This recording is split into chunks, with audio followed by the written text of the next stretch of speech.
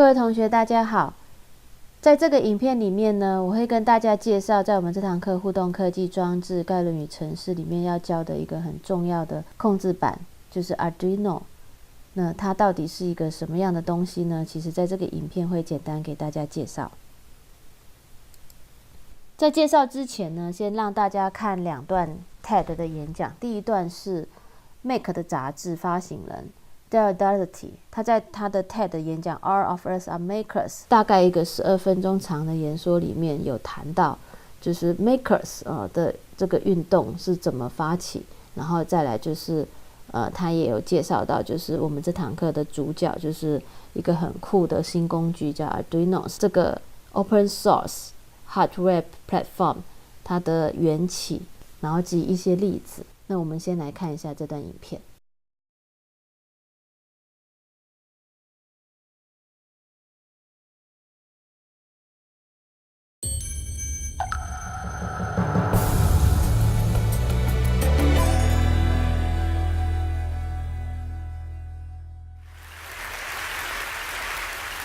I have a pretty simple idea that I'm just going to tell you over and over until I get you to believe it.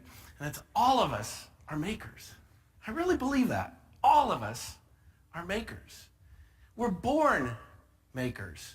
We have this ability to make things, to grasp things with our hands. We use the words like grasp metaphorically to also think about understanding things. We don't just live, but we make. We create things. Well, I'm going to show you a group of makers from Maker Faire and various places. It doesn't come out particularly well, but that's a particularly tall bicycle, right? It's a scraper bike, it's called, from Oakland. And this is a particularly small scooter for this gentleman of this size, but he's trying to power it or motorize it with a drill, right? And the question he had is, can I do it? Can it be done? Apparently it can. So makers are enthusiasts. They are amateurs. They're people who love doing what they do. They don't always even know why they're doing it. We have begun organizing makers at our Maker Faire. There was one held in Detroit here last summer, and it'll be held again next summer at the Henry Ford. But we hold them in San Francisco, and in New York. And it's a fabulous event to just meet and talk to these people who make things and are there to just show them to you and talk about them and have a great conversation. How do I get one of those? These are electric muffins. You guys get those? So I know Ford has new electric vehicles coming out. We got there first.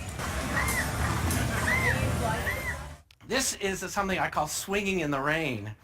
And if you can barely see it, but it's a controller at top cycles the water to fall just before and after you've passed through the bottom of the arc. So imagine a kid.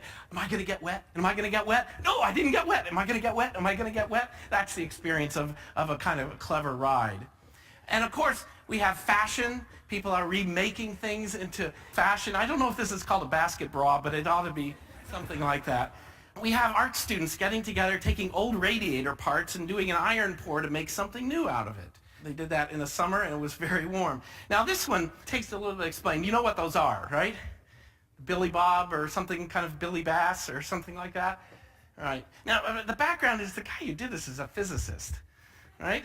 And he'll explain a little bit about what it does. I'm Richard Carter, and this is the Sashimi Tabernacle Choir.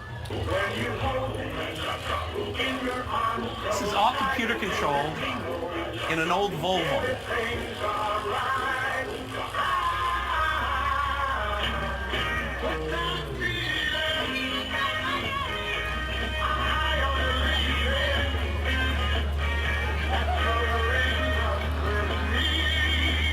So, Richard came up from Houston last year to visit us in Detroit here and show the wonderful Sashimi Tabernacle Choir.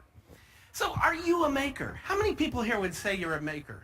If you raise your hand, that's a pretty good, but there's some of you out there that won't admit that you're makers. And again, think about it. You're makers of food, you're makers of shelter, you're makers of lots of different things. And partly what interests me today is is you're makers of your own world, and particularly the role that technology has in your life. You're really a driver or passenger, to use a Volkswagen phrase. Makers are in control. That's what fascinates them. That's why they do what they do. They want to figure out how things work. They want to get access to it, and they want to control it. They want to use it to their own purpose. Makers today, to some degree, are out on the edge. They're not mainstream. They're a little bit radical. They're a bit subversive in what they do. But at one time, it was fairly commonplace to think of yourself as a maker. It was not something you'd even remark upon. And I found this old video, and I'll tell you more about it, but just...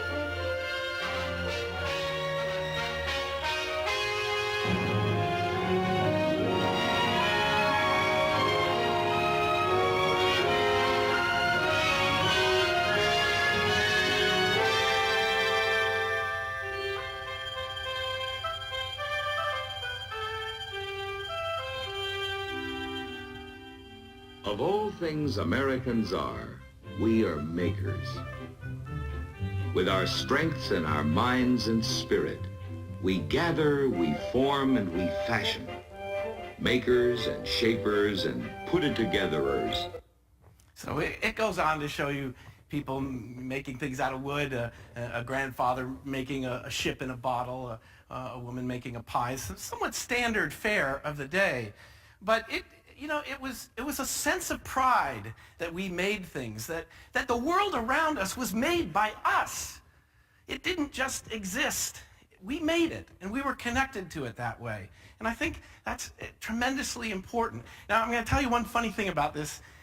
This particular reel it's an industrial video, but it was shown in drive-in theaters in 1961, in the Detroit area, in fact, and it preceded Alfred Hitchcock's Psycho. So I like to think there was something going on there of the new generation of makers coming out of this plus Psycho. This is Andrew Archer. I met Andrew at one of our community meetings and putting together Maker Fair. Andrew had moved to Detroit from Duluth, Minnesota. And I talked to his mom, and I ended up doing a story on him for our magazine called Kid Robot. And he's just a kid that grew up playing with tools instead of toys. He liked to take things apart. His mother gave him a part of the garage, and he collected things from yard sales, and he made stuff. And then he didn't particularly like school that much, but he got involved in robotics competitions, and he realized he had a talent, and more importantly, he had a real passion for it. And he began building robots, and when I sat down next to him, he was telling me about a company he formed, and he was building some robots for automobile factories to move things around on the factory floor. And that's why he moved to Michigan. But he also moved here to meet other people doing what he's doing. And this kind of gets to this important idea today. This is Jeff and Bilal and several others here in a hackerspace. And there's about 3 hackerspaces or more in Detroit, and it's probably even some new ones since I've been here last. But these are like clubs. They're sharing tools, sharing space, sharing expertise in what to make.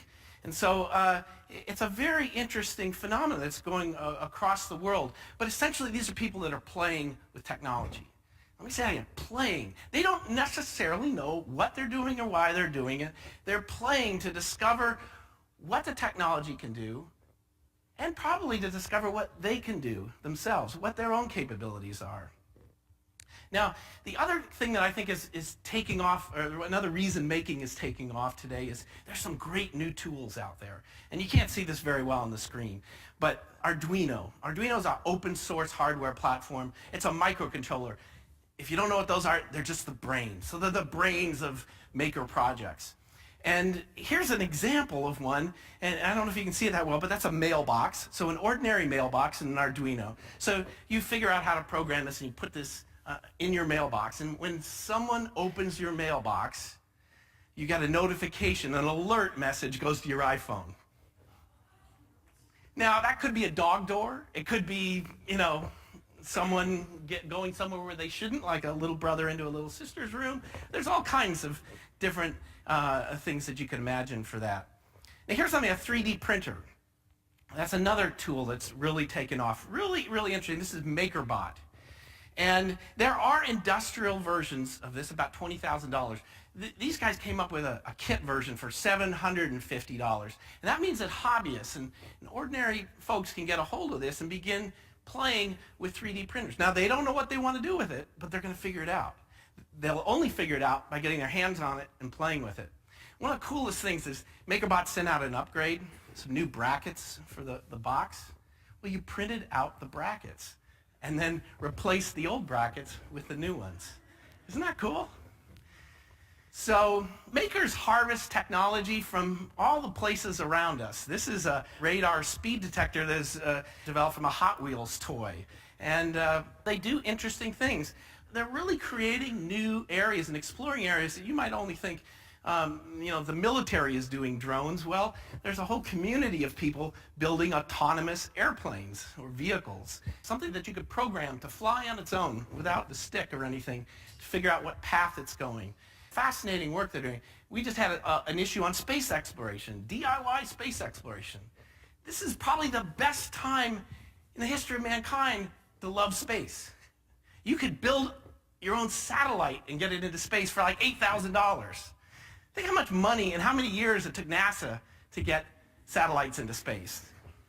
In fact, these guys actually work for NASA, and they're trying to pioneer using off-the-shelf components, cheap things that aren't specialized, that they can combine and send up into space.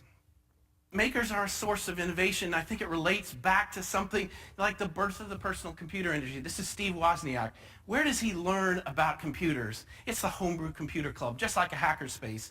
And he says, I could go there all day long and talk to people and share ideas for free. Well, he did a little bit better than free. But it's important to understand that a lot of the origins of our industries, even like Henry Ford, come from this idea of playing and figuring things out in groups. Well, if I haven't convinced you that you're a maker, I hope I could convince you that our next generation should be makers, that kids are particularly interested in this ability to control the physical world and be able to use things like microcontrollers and build robots. And we got to get this into schools or into communities in many, many ways. The ability to tinker, to shape and reshape the world around us. There's a great opportunity today, and that's what I really care about the most. So the answer to the question of what will America make, it's more makers. Thank you very much.